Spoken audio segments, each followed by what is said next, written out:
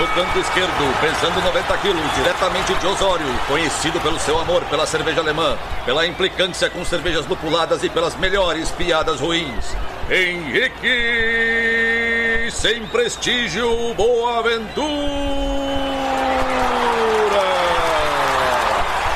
No canto direito, pesando 73 quilos, diretamente de Iraí, o príncipe do azedume, confeiteiro das pastry stouts, senhor das cajuminâncias, Estevão Careca Quitó. Vocês estão prontos? Começa agora o Braçagem Forte.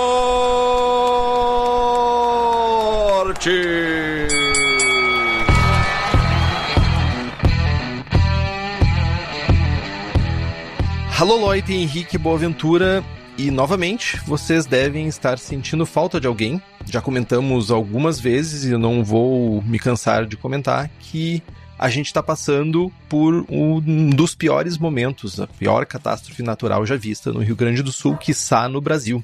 600 mil pessoas ou mais foram atingidas, 160 pessoas faleceram, outra centena de pessoas que está desaparecida de alguma forma.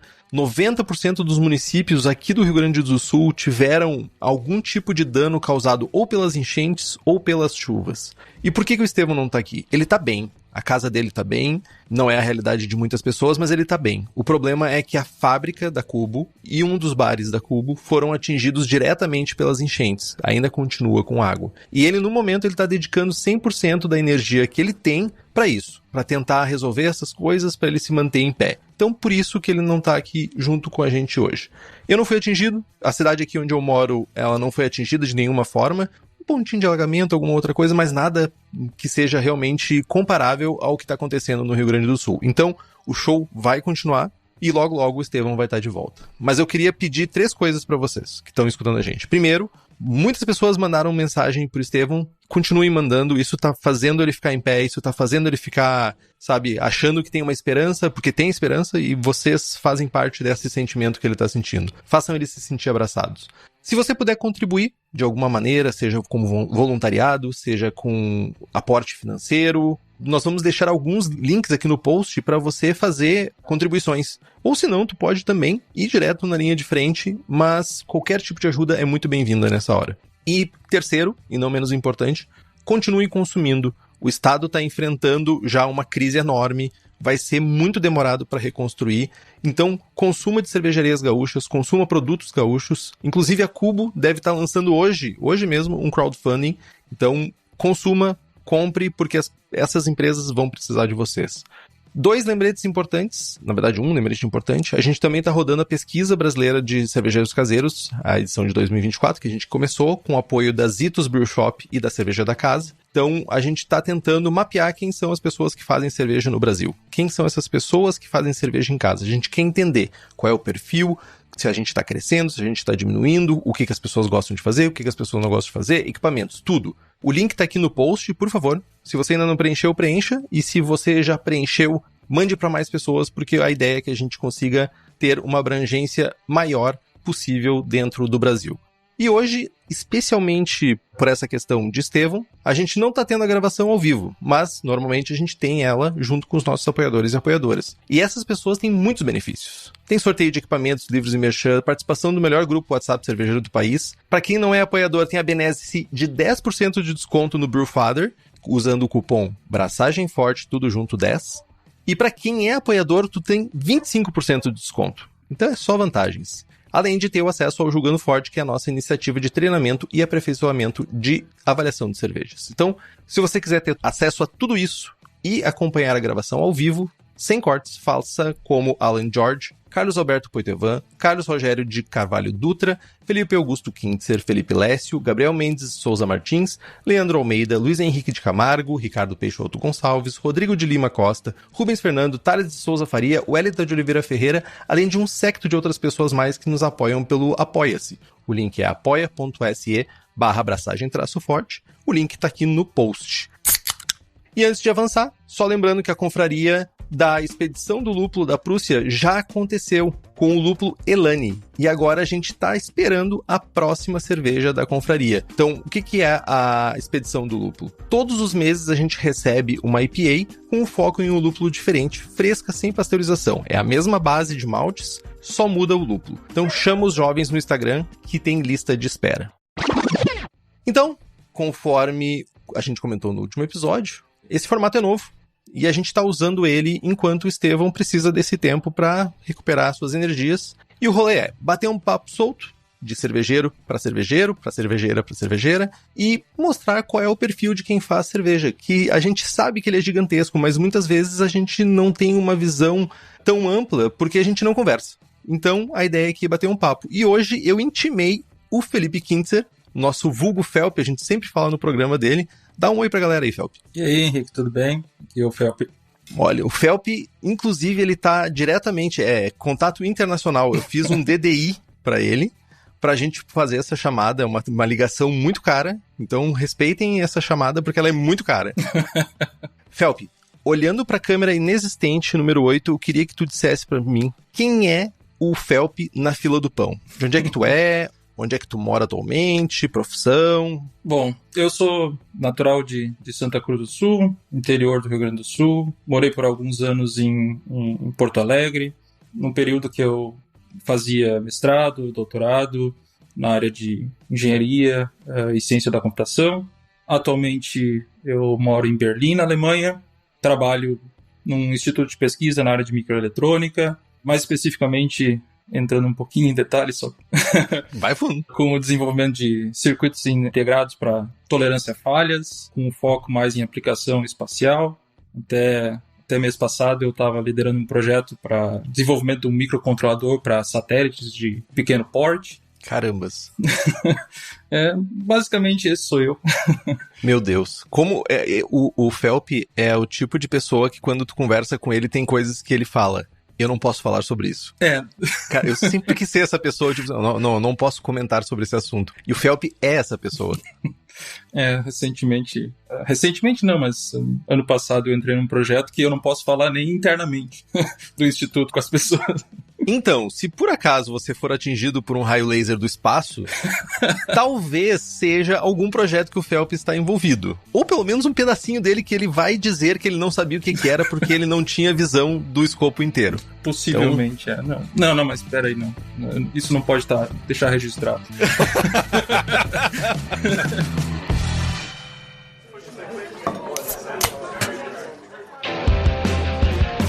Mas, cara, falando sobre Seva, então. Bom, tu mora na Alemanha, isso já é já abrimos um leque, porque, né, tu sabe o quão a Alemanha mora no meu coração. Mas eu queria entender, voltando lá no passado, olhando bem no início, assim, qual é a lembrança mais remota que tu tem quando a gente fala de cerveja, sabe? Qual é a lembrança mais antiga que tu tem, assim, de cerveja? Antiga, eu não sei se eu vou ter. Eu não sei o quão antigos, 2017, antigo?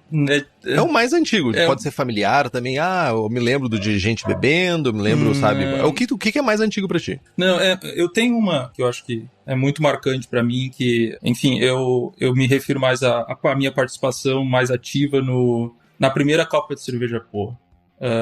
Na época eu não tinha contato com o Estevão. Da Sur eu conheci o Pedrinho, a voz da intro. O Pedrinho conheço de tempos de tocar em banda em Santa Cruz do Sul. E um belo dia o Pedrinho me mandou uma mensagem perguntando se eu queria ajudar, se eu queria ser steward na Copa. Eu aceitei. E, enfim, dali que eu conheci o Estevão. No evento eu conheci o Palmer. Era uma coisa que eu queria muito conhecer, o Palmer. E daí depois ainda o Estevão me chamou para trabalhar no stand da Suri no festival. E aquilo foi, eu posso dizer, do caralho, assim. Foi foda. E toda a experiência do rolê, de estar trabalhando lá como steward, de estar servindo as amostras pro Palmer, estar servindo pra ti. E na época a gente não se conhecia, enfim, mas...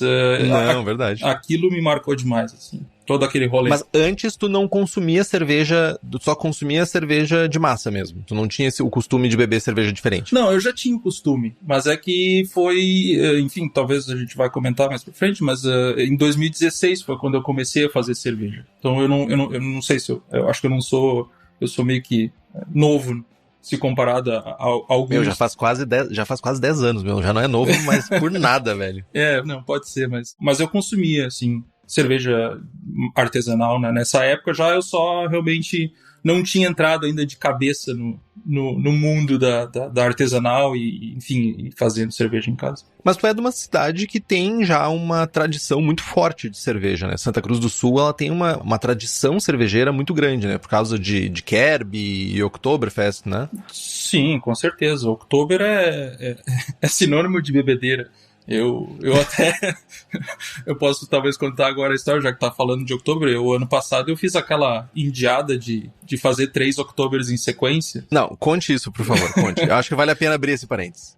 Eu decidi que eu queria fazer Munique, Blumenau e Santa Cruz do Sul no mesmo ano, na sequência. Aí me programei um ano inteiro e apliquei, mandei bala ano passado. Então eu saí de Berlim, fui para Munique, fiquei 2 dias lá. Percalços da bebedeira, olho roxo. Caindo no chão. Cair, beber, levantar, né? Não, mas foi divertido. Acho que vale a visita pelo menos uma vez em Munique. Acho que vale a experiência. Eu tava sozinho, mas acho que sozinho eu não voltaria. De grupo, acho que eu voltaria certamente. E dali eu desci para São Paulo, Blumenau. Blumenau eu fiquei 2 dias, só que o primeiro dia não rolou festa, porque na época tinha as enchentes lá, não sei se lembra também. É verdade, lembro sim. Depois chegou a subir bastante água lá também na região. E dali eu vim para Santa Cruz, então eu fiz as 3 na sequência e tô orgulhoso. Cara, no mínimo é história pra contar, né, velho? Tipo, não dá pra dizer que não é história. Não, e tem bastante. E tu falou que tu já tinha consumido antes, então. Cerveja já é uma coisa que tu consumia antes. Tu lembra qual foi o estilo que foi de porta... Serviu mais ou menos como porta de entrada pra te chegar nesse mundo da cerveja artesanal? Cara, acho que sim, mas diferente da maioria, eu não vou aqui ser o que vai dizer Hefeweizen. Eu lembro de me surpreender quando eu tomei a primeira vez uma Irish Red da Murphy's. Irish Red. E eu ainda morava em Santa Cruz do Sul, isso para lá de 2010, e era difícil de chegar cerveja lá, apesar da tradição da Oktoberfest e tudo, mas a questão do craft ainda, da cerveja especial, não era tão comum. E eu ainda me lembro que eu fui tomar ela uns anos depois e eu achei ela bem diferente. Eu lembrava que ela era muito adocicada e, obviamente, ela sofreu muito para sair da Irlanda, para chegar em Santa Cruz. Ela estava provavelmente oxidada ao extremo. E eu lembrava daquela cerveja doce, assim. E eu me lembro de me surpreender bastante com a cerveja, porque era uma coisa que eu não tinha experimentado até o momento. Então, tua porta de entrada foi uma Irish Red Ale. Isso. Eu posso dizer que sim. Interessante, porque eu me lembro... Houve um tempo áureo onde tinha muita importação de cerveja, né? Uhum. Não vou dizer áureo porque hoje a gente tem exemplares muito bons no Brasil, mas a gente teve acesso a muita coisa clássica importada. E eu me lembro de ter provado uma Murphy's, e inclusive eu provei também a Dry Stout da Murphy's, e eu me lembro de achar as duas muito boas. Tanto a Red quanto a Dry Stout eu achei muito boas. E, tá, beleza. Lá no início tu começou com um consumo... digamos que foi um consumo ímpar, né? Não é o padrão. Geralmente a galera sai do Pilsen da massa, vai pra uma Hefeweizen, ou já vai numa American Pale Ale, e tu foi pra uma Irish Red. Hoje em dia, como é que é o teu consumo? O que tu bebe de estilos, assim? Eu bebo de tudo mesmo. Assim, eu sei que talvez... acho que foi no recap do Untapped do ano passado. Eu uso bastante o Untapped ainda. Mas eu me lembro de me surpreender que eu tinha tomado 130 estilos diferentes de cerveja. 130 estilos? Estilos. Fuck! Tudo bem que o Untapped ele dá uma quebrada em várias. Tem algumas coisas que não é um BJCP, mas enfim. Não dá pra respeitar o Untapped, essa é a verdade. Mas foram 130 estilos diferentes. Claro que alguns estilos eu tomo muito mais do que outros, mas normalmente quando eu vou para um bar, a primeira coisa é tentar tomar coisa diferente. Então tu tenta não repetir o que tu bebe normalmente. Assim, chego no bar, dou uma olhada, o que eu não bebi aqui ainda. Exatamente. Então tu não tem um estilo favorito, assim, tu não pensa, eu sempre começo por esse. Ultimamente eu começo sempre por uma cerveja, mas é porque ela é uma questão especial que nem sempre ela tá disponível, então eu sempre vou no bar e tomo uma especial. Especial.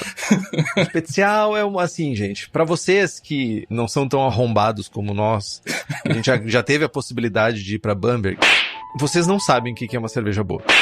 É isso que eu queria dizer pra vocês. A especial é fora do padrão, ela é fora da curva. Então, mas morando na Alemanha, tu costuma beber mais coisas locais mesmo, de estilos diferentes, ou acaba bebendo coisa importada? Como é que é esse acesso? É de boas? É fácil? Cara, eu acho que é meio a meio, assim, se pensar em cervejarias alemãs versus cervejarias de fora da Alemanha. Mas certamente em termos de estilo, acho que os estilos de outras escolas são mais frequentes no meu consumo diário. Eu tomo mais cerveja americana, importada, em geral, coisa da Bélgica, bastante coisa da Inglaterra, que é uma escola que eu gosto bastante. Então, não tem, assim... Eu acho que é meio a meio, no fim das contas. Eu tenho uma experiência que talvez não seja a mais fidedigna, a experiência de quem mora aí, que é... Eu sempre, como se eu fizesse isso toda semana, mas nas viagens que eu fiz pra Europa, principalmente pra Alemanha, eu sempre fui nos bares das cervejarias. Raramente eu fui em algum lugar que tinha outra cerveja pra tomar que não fosse da cervejaria. Então, a pergunta que eu te faço é comum tu chegar no bar, então, e encontrar cervejas diferentes sem ser alemães? É uma coisa que, ou precisa ser um bar muito especializado pra isso acontecer? A questão é que eu moro em Berlim. Acho que esse é um ponto importante É que Berlim é um parênteses na Alemanha, né? É um parênteses na Alemanha. A Berlim não é Alemanha, eu diria. É um outro país dentro da Alemanha. É uma cidade muito cosmopolita, com variedade de culturas gigantescas. Então acaba que eu tenho acesso a bares muito mais especializados quando, se eu for, sei lá, para uma cidade vizinha daqui, isso não vai estar disponível. Eu posso até dar um exemplo, por exemplo. Eu morei durante 2 anos numa cidade a cerca de 100 quilômetros daqui, de Berlim. E lá é completamente diferente. Tipo, não tem essas opções que eu tenho aqui. É basicamente um que outro bar que está servindo uma Carlsberg, Carlsberg? Carlsberg vende bastante por aqui. E uma Berliner Pils e é isso. Então... Berlim é fora da curva, então acaba que é difícil, às vezes, traçar algum paralelo com o fato de eu morar na Alemanha, porque eu moro em Berlim. Sim, e tem uma coisa também que eu não sei se eu reparei de uma maneira errônea, mas até o tipo de consumo, por exemplo, a Augustiner, por exemplo, no sul da Alemanha, ela é muito consumida, muito, muito consumida. Tu vai nos supermercados, tem uma quantidade enorme de Augustiner, a Helles, né? É a Helles que tem pra comprar. Tu vai lá, tem toneladas de Helles pra comprar. E daí tu já sobe, tu vai mais pra perto de Colônia, tu vai achar Fru. Aí tu vai mais pra Franconia, aí já começa a mudar um pouco. Franconia já tem mais diversidade de cervejas, não é tão homogeneizado, de certa forma.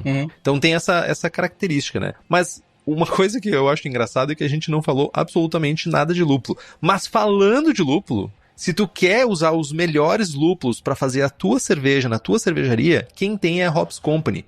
A Hops Company vai direto nas fazendas buscar lúpulos para você fazer uma seleção especial para tua cerveja ser especial. Então acessa o site hopscompany.com ou manda uma mensagem lá no direct do povo e seja feliz. Mas agora aterrando para nossa realidade de caseiros, meu jovem Felp. O que te deu o gatilho de entrar nessa cilada de fazer cerveja em casa? Cara, começou com um primo de uma prima. Ixi. De um outro lado da família. Ele começou a fazer cerveja em casa. Às vezes eu conseguia pegar algumas garrafas com ele e fui ficando curioso em aprender o processo, mas faltava tempo e dinheiro. Acho que dinheiro é um item importante para esse hobby. Mais tarde, esse primo da minha prima abriu uma cervejaria em Santa Cruz e daí foi em 2016 que eu fiz um curso com ele, mesmo um curso em grupo, mas um curso na cervejaria dele, e depois eu fui tentando, sei lá, aprender mais coisas por conta, online, vídeos de YouTube, podcast, enfim. Então, tu tomou essa decisão quando tu viu que alguém fazia? Exato. E depois tu foi fazer um curso direto, já caiu no curso, não tentou fazer por conta própria? Não tentei fazer por conta própria. Eu sou um cara das exatas, das ciências, então as coisas têm que ser estruturadas pra mim. Eu tô tentando mudar essa minha visão porque eu tô tentando adotar o lema do feito é melhor do que perfeito. Eu gosto dessa visão, assim. Não, eu concordo com essa visão também. Mas né, que na época eu era mais...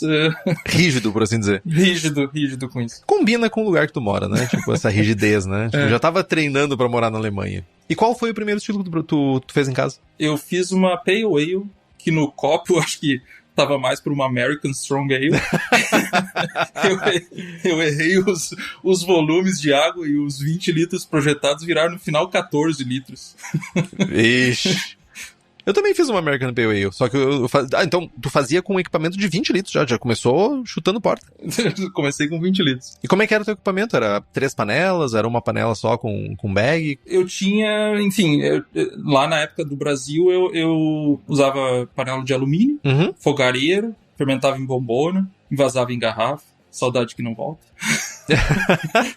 Essa saudade eu não tenho. Nem um pouco. Nem um pouco. Inclusive eu tenho uma American Barley Wine pra envasar que eu tô me adiando porque... puta preguiça. E aí, pouco tempo antes de eu vir pra Alemanha, esse equipamento daí eu vendi. Eu tava até tentando converter ele pra elétrico. Eu tava fazendo as paradas, projeto, comprando componente da China. Até cheguei a produzir uma mostura, porque pelo menos a panela de mostura eu já tava conseguindo fazer o controle elétrico, mas a fervura ainda era com o caga-fogo. Ainda não tinha conseguido migrar ainda, mas tu usou um pouco das skills que tu já tinha da engenharia pra tentar fazer o teu equipamento, exato, né? Acho que é meio que natural das pessoas que têm essa veia, assim, né? Eu acho que é bem por essa linha mesmo. Eu sou bem feliz de ter feito meu equipamento, eu me sinto no controle. Lógico, certamente tem toda uma engenharia por trás de outros equipamentos que eu ignorei no meu, mas tipo, o meu funciona e eu gosto dessa ideia do trambolho que eu fiz e funcionar, sabe? E ele é simplesinho. Sim. Claro que agora depois aqui, aí eu fui pra outra. Eu mudei tudo. Como é que ficou teu setup agora quando tu te mudou? Aqui agora eu tenho uma pivoqueira, uma Bruzilla de 35 litros, mas meus lotes normalmente são 10 litros. Eu não... pra mim é o sweet spot pra ficar, especialmente pra ficar fazendo estilos diferentes com mais frequência, então é isso que eu uso pra parte da mostura. Eu uso, sei lá, um fermentador inox. Recentemente até eu comprei um novo. O cara não consegue parar de gastar com essas coisas. Aí eu queria um fermentador com um sistema triclamp e ainda nem usei ele, mas eu preciso ainda fazer passivação, ajustar perfil dele no Brewfather. Também tenho ainda algumas coisas de bombona, mas aí eu uso mais para fermentação, coisa de fermentação longa, tipo Lambic, Flanders Red, e é isso. E tu, como é que tu faz o controle de temperatura? Aí, tu consegue ter uma temperatura mais constante? Ou seja, tu segue o American Way, assim, de tipo, eu vou botar simplesmente numa sala que fica 20 graus e deu? Bom, eu me mudei pra cá em 2018, e eu só fui começar a realmente abraçar de novo em 2020. No início, eu fazia o estilo americano. Eu tinha comprado como é que é o fermentador a pressão da Kegland? Esqueci o nome. Tu tem ele, mas eu tinha outra versão. Eu tenho o Allrounder.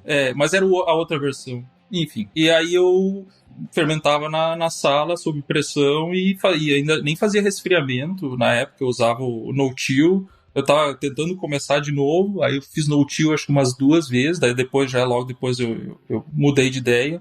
E aí depois eu fui evoluindo. Aí eu passei para fermentar, para controlar no meu kegerator. Aí eu comecei a usar o kegerator em algum momento. E o problema é que daí claro, o kegerator eu tinha que meio que alocar ele. Uma hora ele tava com cerveja gelada, uma hora ele tava fermentando alguma coisa. Então aí era um saco. Sim. E aí, no ano passado, quase um ano atrás agora, aí eu comprei que chama Ferminator. É basicamente uma caixa de isopor com um sistema que usa uma placa Peltier para esfriar e aquecer. É tipo uma caixinha que tu monta, assim, tipo Lego, né? É tipo um Lego. Que tu vai encaixando, assim. Vai encaixando e ele é bem modular, daí tu pode ajustar, tu pode comprar módulos separados para estender a altura, para ter um fermentador maior ou menor, enfim. Acho que isso aqui ajudaria muito aqui, porque é uma solução mais compacta, né? Uhum. E daí fermenta aqui na sala, tipo... Eu braço lá na cozinha e daí aí esse containerzinho fica aqui na sala.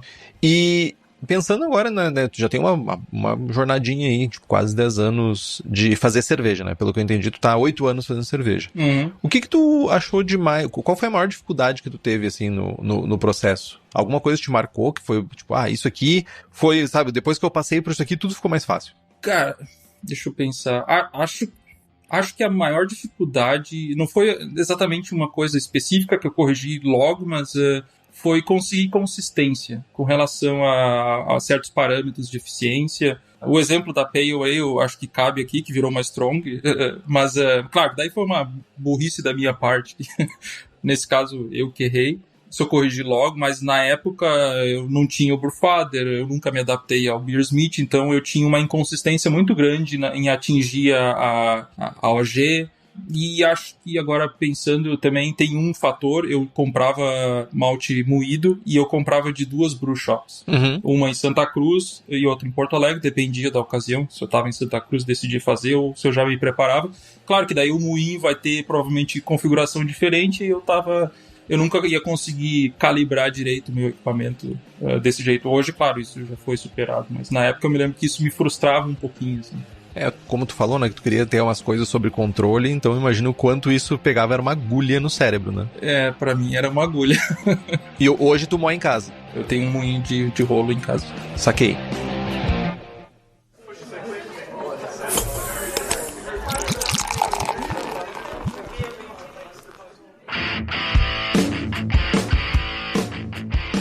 E, cara, eu tenho umas dúvidas porque é muita curiosidade minha, eu imagino que outras pessoas tenham a mesma curiosidade. Tu já fazia cerveja no Brasil e tu faz aí. Qual é a maior diferença que tu enxerga, analisando, né, pra trás, entre fazer cerveja no Brasil e fazer cerveja na Alemanha, em casa?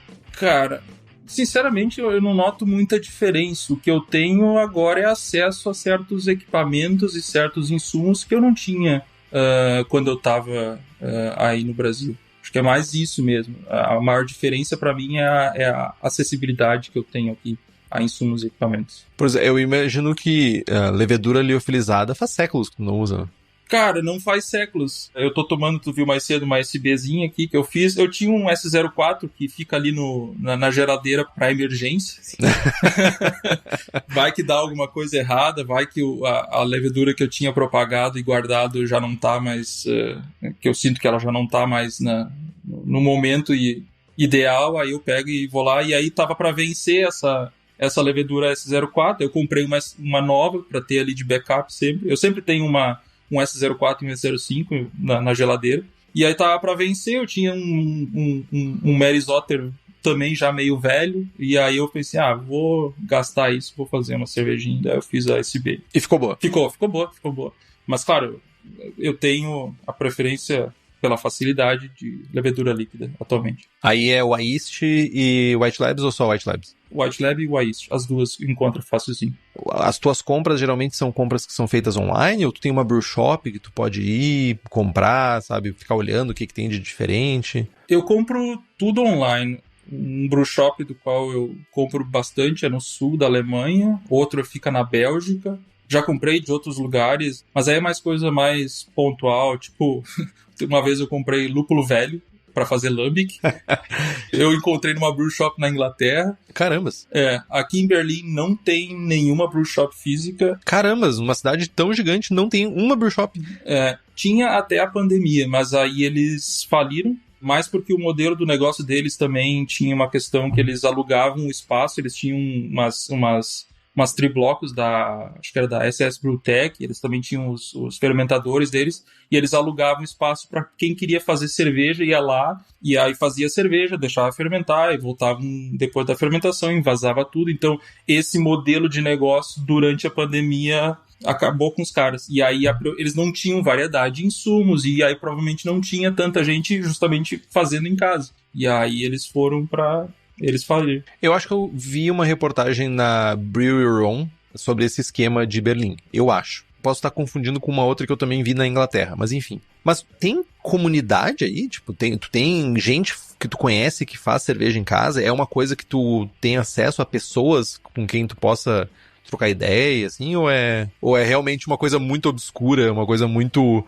Cara, eu conheço, sei lá, dá pra contar numa mão pessoas que eu conversei, que fazem cerveja, mas que não tem o hobby tão assim, presente para eles. Já fizeram cerveja, fizeram numa época.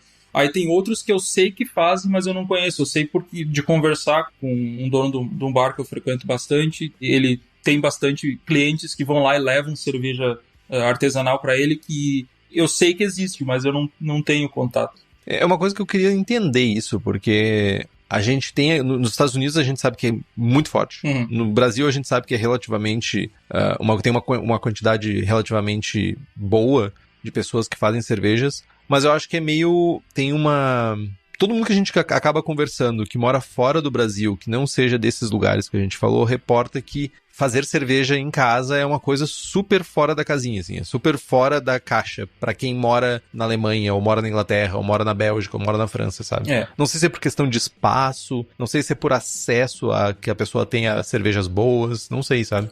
Eu já tentei entender isso e eu acho que vai nessa linha. Eu acho que as duas coisas que tu comentou.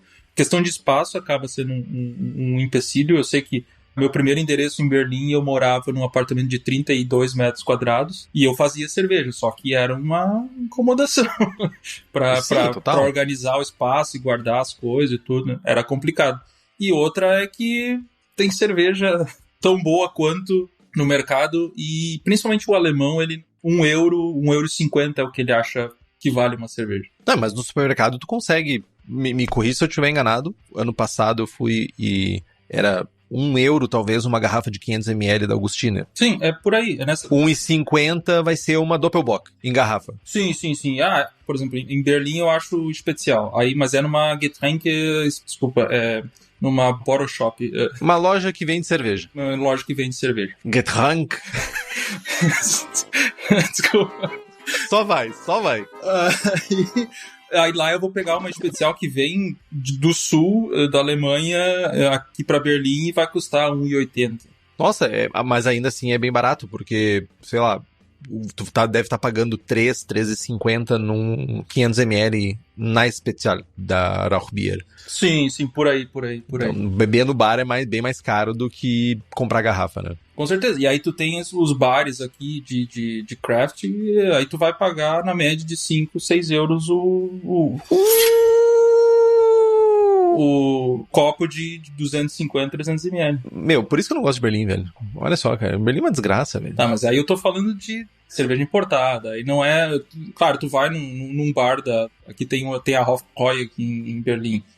Aí o preço é o preço normal de um bar, de um lugar que vende cerveja alemã, mas tô falando ali de coisa meio bem, assim, premium, digamos assim. Mas esse valor é caro pra quem mora aí? Alemão mesmo, eles acham caro isso. A não ser que ele tá inserido no mundo e que ele se interessa, mas a maioria acha isso um absurdo por uma cerveja. Se tu for, de novo, comparando com o supermercado, que tem cervejas com uma qualidade boa, né? Não são cervejas extremamente cozidas, não são cervejas extremamente sem sabor, né? Exato. E, cara, voltando aqui pra parte de estilos, tu tinha falado que a escola inglesa é uma escola que tu gosta muito. Ela é a tua escola favorita?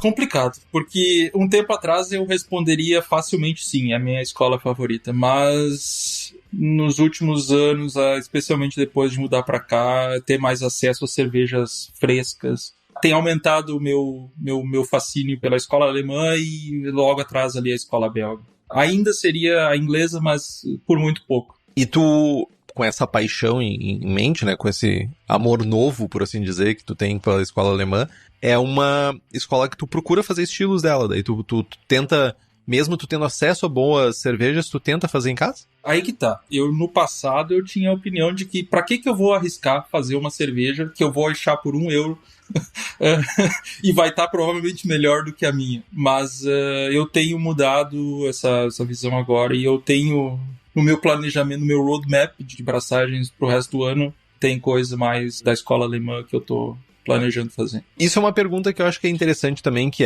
eu acho que eu sei a resposta porque tu já gritou qual é o teu perfil. Teu perfil é certinho, teu perfil é metódico e tudo isso. Então, quando tu pensa em fazer cerveja, tu pensa em fazer cerveja dentro de um estilo. Tu não te permite tanta, digamos, ousadia quando tu faz uma cerveja. Não. Eu tento seguir o estilo. A ousadia, ela acontece de vez em quando, mas a ousadia também ela tá alicerçada em conhecimento de outros. Eu dou um exemplo. Eu sempre queria fazer uma Brett Beer Uma Brett Beer não, eu queria fazer um clone da Lucid Dream da Suricato. Lucid Dream, boa serva.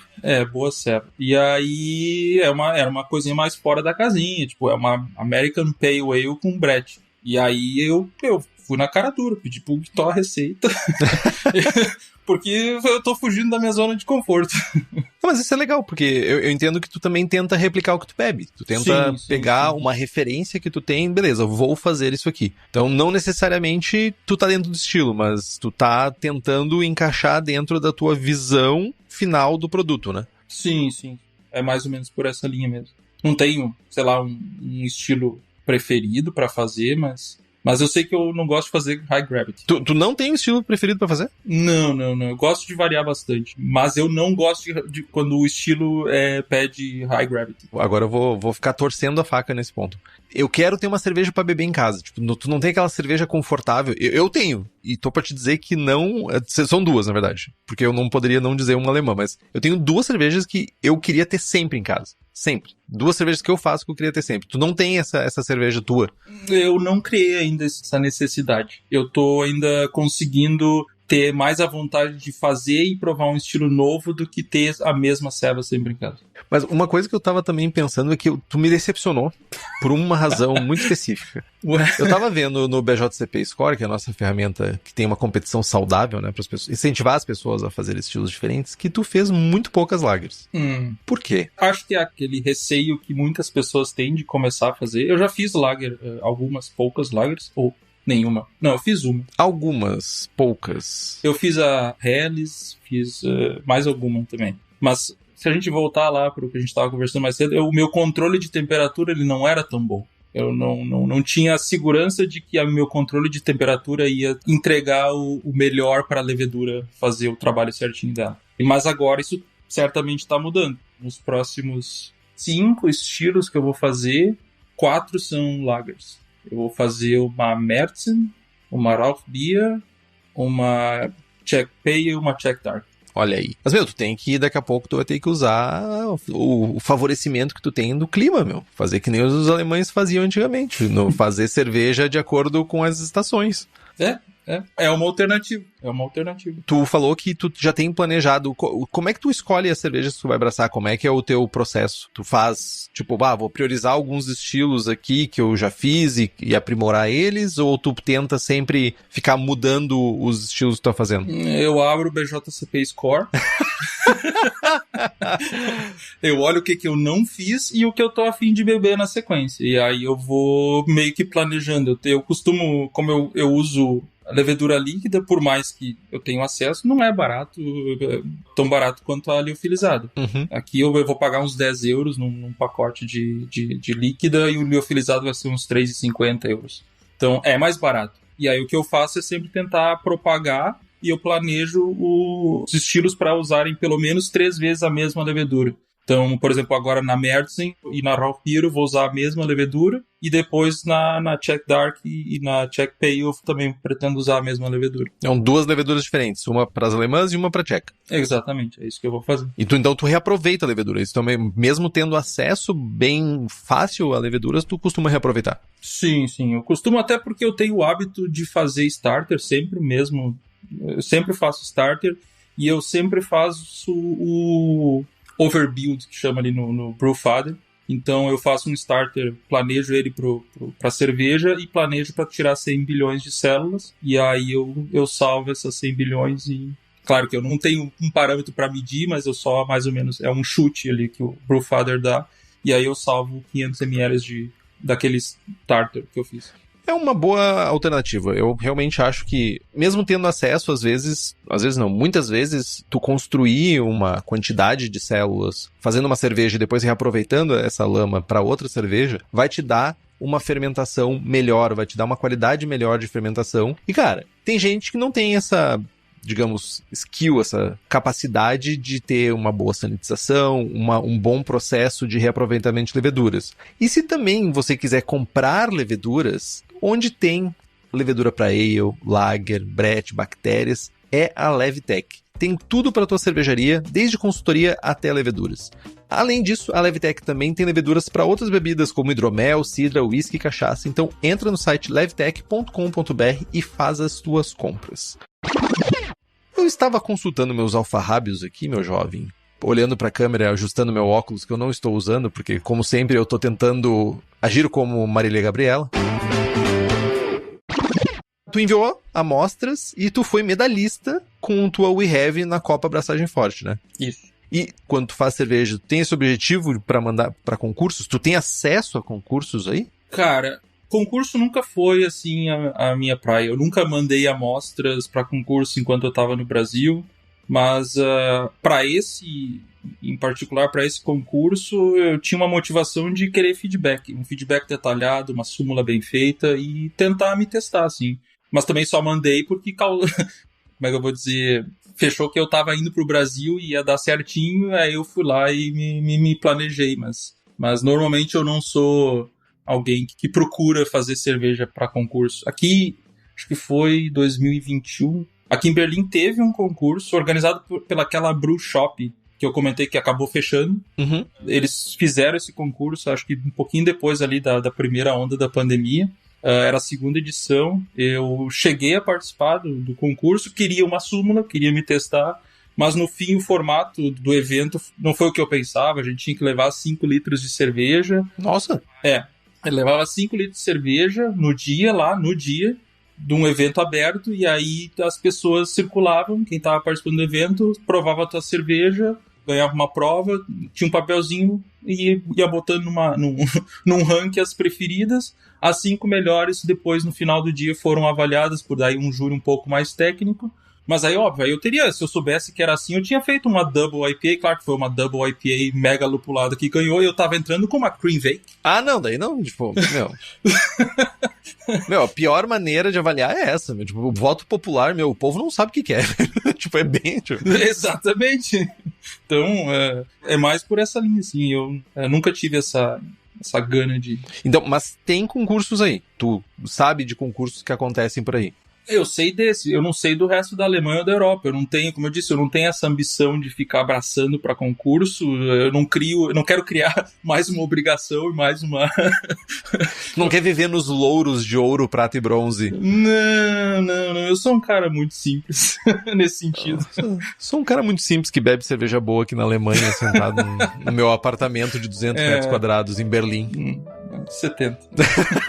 Isso é muito maior do que a galera geralmente tem. Comparado ao que eu falei antes de 30 e poucos, agora tô mais tranquilo. Cara, eu dei uma pergunta que é super, super capciosa. Onde é que é melhor de beber, cara? Na Alemanha ou no Brasil? Complicado mesmo essa pergunta. A gente tá aqui pra isso, eu quero desgraçar tu, eu quero fazer tu ter vergonha da tua resposta. É isso no final das contas. Tá, vamos lá então, deixa eu pensar. Eu não acho que seja tão diferente, mas eu sinto que a relação que o alemão tem com a cerveja, ou até um pouco os belgas também, eu sinto que eles têm uma paixão pela cerveja, faz muito parte da cultura. Mas para não fugir da resposta, eu posso dizer que, pelo menos para mim, é melhor aqui. Também não sei se pelos motivos que a pergunta pretendia abordar, mas é muito mais pela condição atual que eu tenho, maior disponibilidade, variedade que eu tenho aqui de cervejas e bares. E isso, claro, seria também considerando uma referência bem extrema, porque eu estou aqui pensando que, na minha pessoa, em Santa Cruz do Sul, Porto Alegre, mais de 10 anos atrás, e com o que eu tenho acesso agora aqui em Berlim. Então, pra mim, é melhor. Mas tu veio pra cá faz pouco tempo beber. Tu fez a tour das Oktoberfests. Tu veio pra cá e tu bebeu. Sim, com certeza. E aí, volto lá atrás do que eu comentei. Berlim é diferente, uma questão, e se comparar, por exemplo, com essa cidade que eu tava morando aqui perto. E Santa Cruz é muito melhor que essa cidadezinha que fica aqui perto. Então, eu prefiro beber em Santa Cruz do que eu na cidade que eu morava anteriormente. Mas aí, se eu for comparar com Berlim, aí eu vou preferir Berlim. Sim, talvez o ponto de comparação influencie diretamente na tua resposta, né? Infelizmente, eu acho que acaba pesando bastante. E a frase clichê é válida. Para mim, é bem verdade que não importa o lugar, a cerveja, o importante é companhias, é o ambiente que tu tá, com as pessoas que tu tá. Pra mim é isso que é cerveja, é juntar pessoas e criar momentos. E é basicamente isso. frase bonita e muito verdadeira, porque, cara, hoje em dia eu acho que tem cerveja boa em muitos lugares. Tem muita cerveja boa e tem muita cerveja ruim. Mas eu acho que tu falou uma coisa que pra mim eu fiquei pensando depois de ter falado que faz total sentido, que é a relação de beber. Uhum. Beber é uma commodity, é uma coisa que as pessoas já absorveram. Eu vou sair do trabalho, eu vou passar no bar, eu vou tomar uma cerveja e vou pra casa. Eu vou no final de semana, antes de almoçar, eu vou passar no bar do meu bairro, vou tomar uma ceva e vou voltar pra casa pra almoçar. Ou eu vou levar a minha família pro bar pra beber junto comigo. Uhum. Eu vi muito isso, pelo menos em Bamberg, né, que principalmente nas cervejarias que são mais fora do circuito ali da cidade velha, né? Uhum. Tu vê as famílias indo no domingo almoçar, comer comida, sentando e bebendo cerveja, sabe? Tu vê isso acontecendo, tu vê pessoas idosas fazendo isso. Então, eu sinto que essa relação também influencia no beber. E não é simplesmente a qualidade da bebida, é todo o ecossistema, sabe? Falando em qualidade, com certeza, concordo com tudo. Tu me fez lembrar agora, 2 semanas atrás, um alemão, um colega meu de trabalho, me chamou pra casa dele pra fazer um grelhado. Eu não vou chamar de churrasco, porque seria uma afronta falar que era churrasco. Mas na casa dele. E a cerveja tava dentro de casa, embaixo da escada, temperatura ambiente. E era essa cerveja que ele tava botando pra servir. Mas o ambiente, tá, sim, não tava na melhor condição que eu gosto de tomar uma cerveja, mas no fim, quando eu vi, eu não tava nem me importando, porque a gente tava ali de papo, curtindo, falando da vida, de várias coisas, e a cerveja tava ali no meio da gente, só servindo de condutor, digamos assim. Lubrificante social. Exatamente. Cara, esse negócio da cerveja estupidamente gelada, cara, cada vez mais eu me conscientizo que é a nossa cultura, é o nosso clima que leva a gente a beber cerveja assim. Pode ser, pode ser. Nos dias mais frios que eu peguei na Alemanha pra beber a cerveja que tava minimamente gelada, foi uma tortura, velho. Parecia que eu tava tomando canivete, meu. Sim. Eu tô acostumado, o meu Kegerator, ele fica a 10 graus, se não 12, normalmente. Configurar. Então tu já tá absorvendo a cultura, meu. Sim.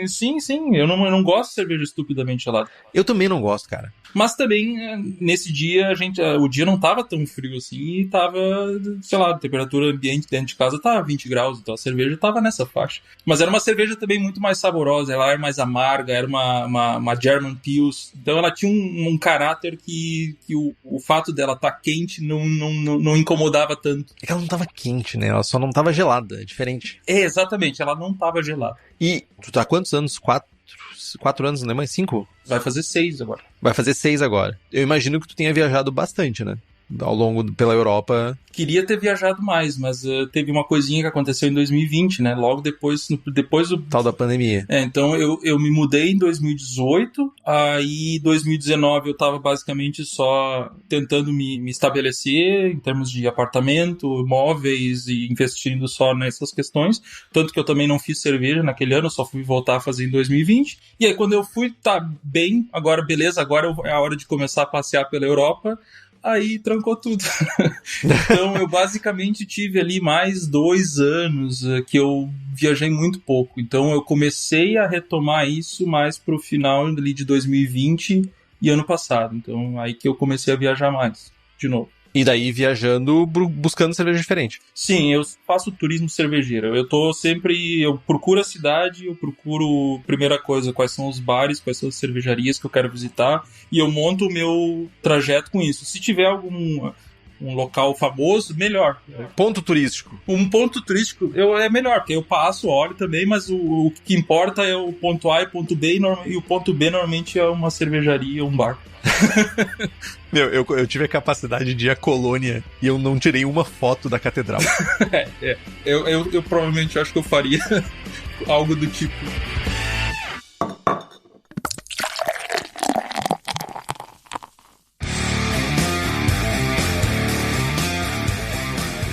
E já teve algum momento que tu pensou em parar de fazer cerveja? Tipo assim, meu, tá tudo muito ruim, que merda, tá dando tudo errado, vou parar de fazer cerveja. Não, cara, pior que nunca pensei em parar. O período ali que eu parei na transição pra Alemanha foi por necessidade, mas não porque eu queria.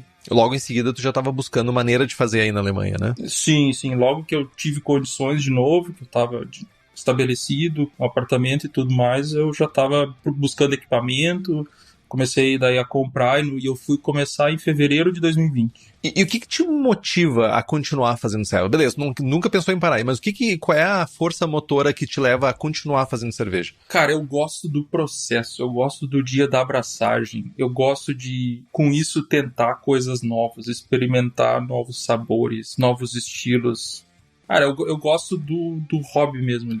Tu gosta do estrago? Eu gosto do estrago. Às vezes eu brinco que eu prefiro só abraçar minha cerveja do que beber minha cerveja.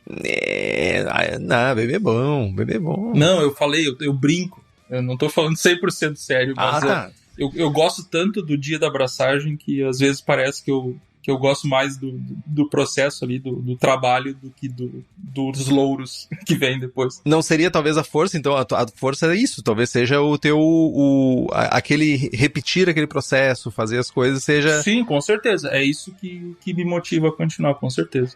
E o que tu daria de conselho pra quem hoje tá ouvindo o programa e tá pensando em começar a fazer cerveja, ou talvez esteja no momento mais de dúvida sobre a continuar fazendo cerveja, o que tu diria pra incentivar essa pessoa? Acho que vai bem nessa linha que a gente estava falando, de tornar o dia da abraçagem algo leve, algo prazeroso. Se tu tá te estressando, se incomodando, pra mim algo tá errado. Claro, eu no início, como a gente já comentou, eu era mais atucanado, mais preocupado, e talvez seja algo natural, até que a pessoa se acostume com o processo, até que as coisas fiquem mais confortáveis, mas pra mim... torne o dia da abraçagem algo leve. Seja qual for o leve, né? Seja diminuir equipamento, seja diminuir volume, seja fazer estilos mais simples, eu acho que... Com certeza. É nisso, eu ainda comentei que eu não gosto de fazer high gravity.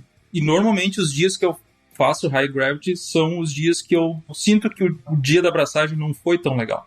Porque aí... às vezes não recircula direito, é muito malte, aí entope, aí tem que mexer mais, tem que cuidar mais, aí quando vê vai transbordar. Densidade não bate, não deu a eficiência que tu esperava. Exatamente, então normalmente eu evito. Claro que mais cedo ou mais tarde eu vou acabar fazendo todos, porque estamos numa quest. Mas normalmente esses estilos eu evito de fazer. E lembrando então que se tu quer ter equipamentos que tu passe por menos perrengues quando você fizer a sua High Gravity, o lugar para te comprar isso é na Cerveja da Casa, que tem sempre os melhores equipamentos para fazer a tua cerveja. Entra no site cervejadacasa.com e fica por dentro dos produtos e promoções. Felpe, agora aquele jogo rápido, olhando para a câmera inexistente número 12, enquanto eu ajeito meu segundo óculos aqui. Uhum. Perguntinhas. Beber em casa ou no bar? No bar. Ale ou Lager? Ale. Cristalino ou Hazy? Cristalino. Melhor escola cervejeira? Por enquanto ainda inglesa. Uma cidade cervejeira? Tu quer responder? Por mim? Não, capaz. Nunca faria isso. Bamberg. Eu ia fazer essa pergunta assim, qual a melhor cidade cervejeira e por que é Bamberg? Devia ter feito, mas é Bamberg, cara. Segunda-feira eu tô lá. Pra tua tristeza ou pra... Eu fico alegre por ti, com raiva, mas alegre ao mesmo tempo. Segunda-feira agora, tirei 2 dias de férias, tô descendo pra Bamberg. Klosterbrau toma a Schwarla e a Ceva, a Rauchbier, que eles têm a escura. Por favor, e me comente. Beleza, tá gravado. Bar favorito? Biererei, aqui de Berlim. Um festival de cerveja imperdível? Complicado. Eu não tenho o costume de ir em festivais. Aqui, até antes da pandemia, tinha o Festival Internacional da Cerveja de Berlim, mas depois da pandemia, acho que eles nunca mais fizeram. Eu diria o Festival de Poa, mas também não tem mais. Mas ouvi rumores que talvez vão voltar para tentar ajudar as cervejarias da região. Então, me marcou lá na história que eu contei. Então, o Festival da Cerveja Poa. Tem um lugarzinho no coração. Tem no coração. Prestígio ou sem prestígio? Sem prestígio. Uma cerveja para beber o resto da tua vida? Eu gostaria de dizer especial, mas acho que eu poderia enjoar do defumado. Não, deixa especial. Pale ou Dark? Pale. Quitó ou Boaventura? Quitó, mas a diferença já foi maior. Olha aí, mas ele tá merecendo um abraço também, né? Tá merecendo. Ele tá merecendo esse alento. Felpe, eu queria deixar um espaço pra te deixar uma mensagem, se tu quiser falar alguma coisa, se não quiser falar também tá tudo bem. Mas eu queria, primeiramente, agradecer enormemente pela tua disponibilidade pra gente bater esse papo. Muito bom esse papo, diga-se de passagem. Cara, foi um prazer. Não tenho muito assim o que falar. Só tanto o Braçagem Forte tem um lugar especial também pra mim. Então eu vi toda a crescente de vocês. Eu tava lá, eu não me lembro agora qual episódio, mas a primeira review de uma cerveja que vocês fizeram foi uma SB minha. Lá na Pensbia. Lá na Pensbia, exatamente. Saudades da Pensbia. Saudade de Pensbia, sempre. Enfim, então agradeço por vocês fazerem esse trabalho incrível. Eu só tenho a agradecer vocês nesse sentido e continuem abraçando sempre. Muito obrigado.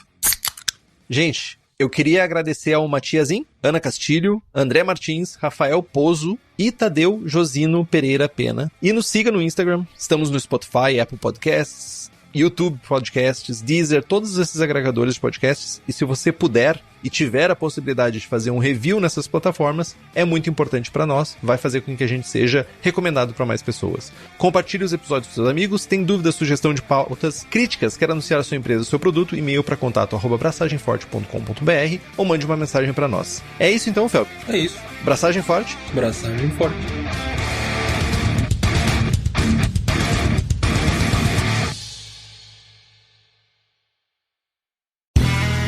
Este podcast foi editado por Play Áudios.